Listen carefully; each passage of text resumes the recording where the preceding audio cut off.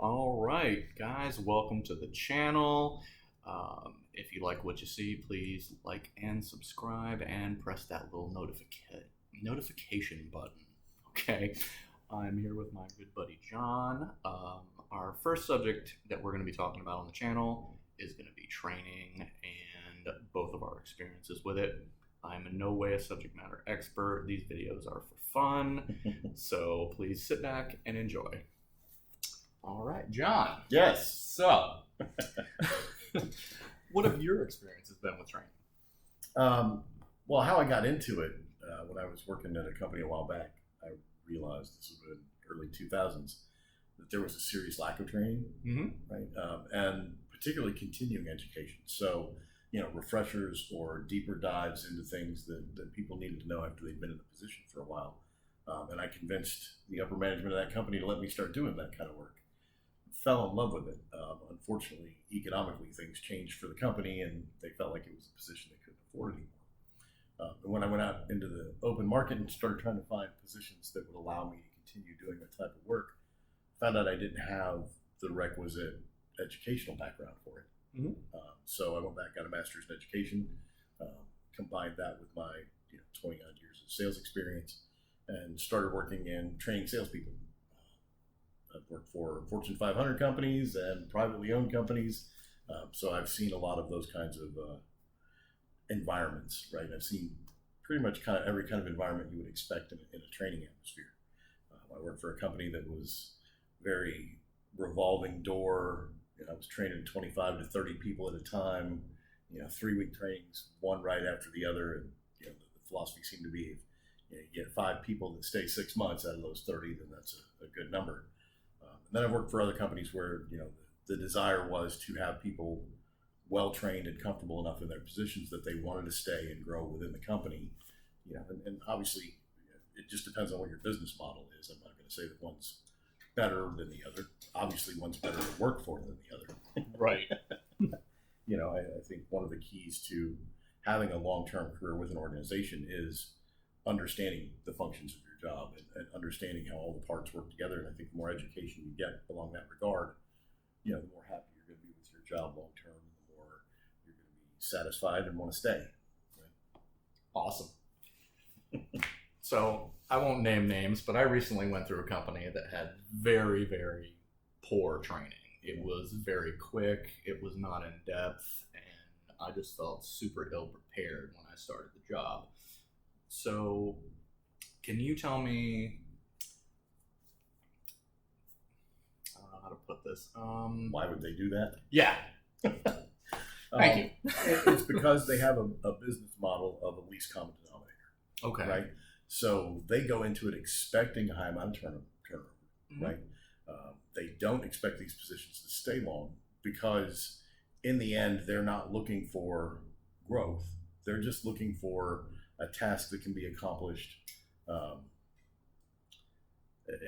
Again, without trying to sound harsh, they're looking for the lazy people who don't mind just getting into a routine and doing the same thing the same way every day and not thinking about what it is that they're doing. Right? It keeps the labor force costs down. The longer people are with an organization, the more you have to give them raises, the more benefits come into play, things like that, Right. Which can be expensive. So if you're trying to do the least common denominator, you're trying to make your workforce budget as low as possible, then that's the kind of business model you would want, because you figure you're eventually going to get some people that will stay long term and be able to provide leadership to other new people. I personally economically don't know how that works out that well, but it seems to, because there are numerous examples of companies that we call it the churn and burn mentality. It's you hire 30 people. It's like I told you with the company that I worked for right out of grad school. It was, you hire 30 people and you really hope that 5 of them last 6 months, as opposed to going through a real process and hiring 8 people and hope you keep 6. Okay. So, in your opinion, what is the best of those two models? For the employee, it's definitely the second model. It's having development, having long-term progression. You see companies less and less worrying about what happens after training, and that's an area of concern for me, just from a workforce standpoint and for the quality of employees that we get generally throughout the country. People need training beyond that initial training. So even a lot of the companies that invest in that initial training don't do enough continuing education. They don't do enough. You'll see, like with call centers and organizations like that, that their concern is losing phone time. So they will push back against taking an hour a week to do training because that's less phone time that they get.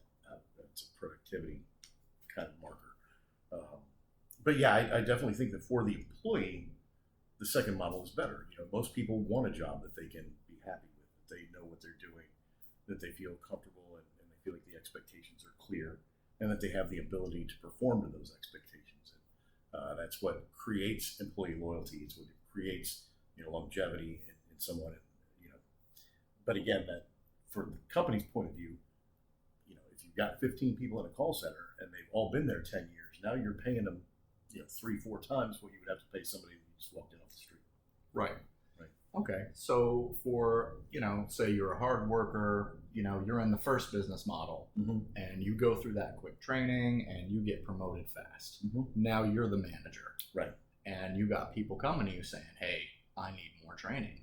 Should that fall on you or the company? That's the company. I can tell you, having been in management roles for a long time now, what you want, you can make arguments for, but if it's counter to the business philosophy, if it's counter to the organizational plan, you're not going to get it approved. You can scream to high heaven, people need more, they need more help. But if you're not allocated the resources to provide that kind of training, then you have to kind of do what's best.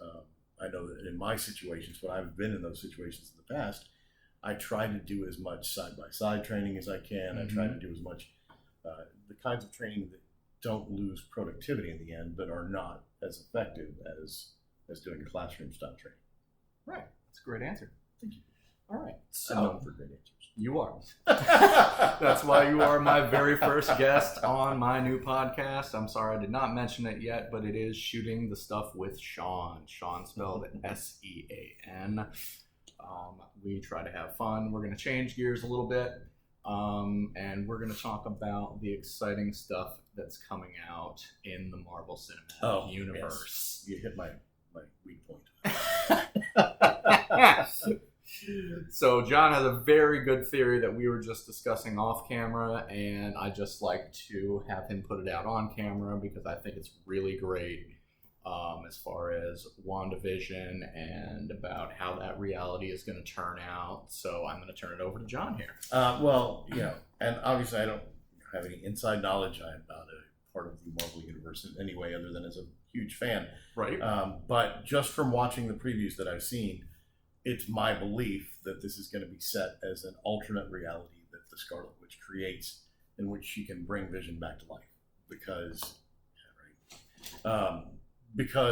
she can't deal with the loss, with him being one of the few characters that was not brought back at the end of Endgame.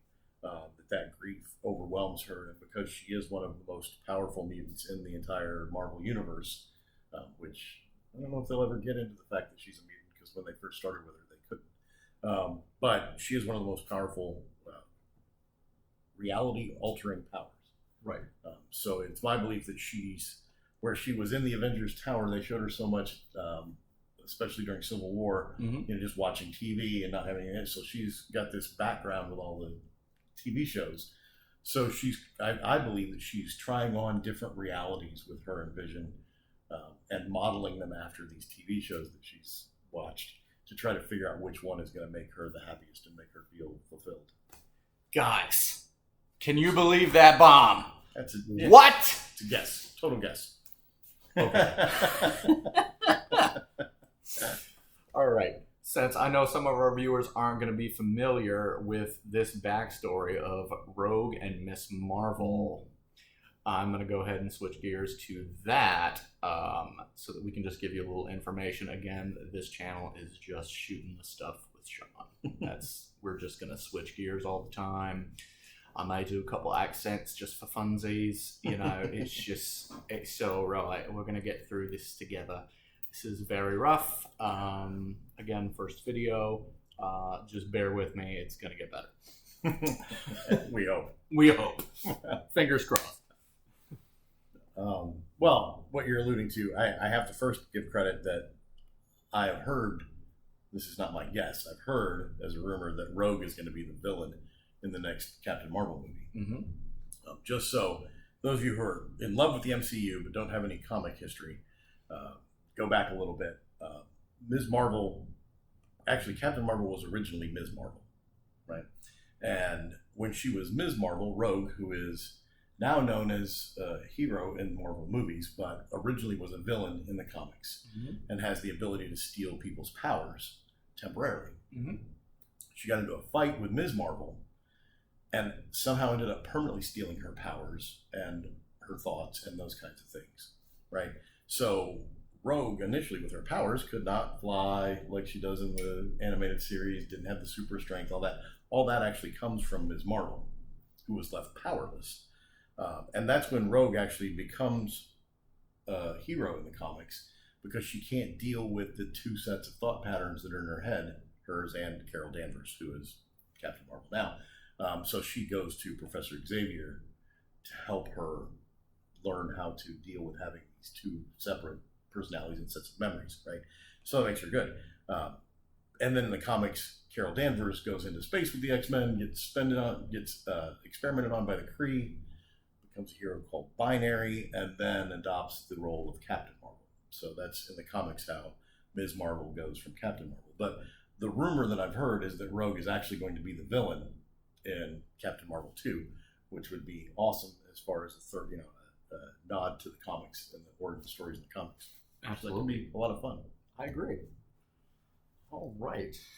It seems like a good stopping point for our first video. I'd like to thank you guys that stuck through. If not, I get it.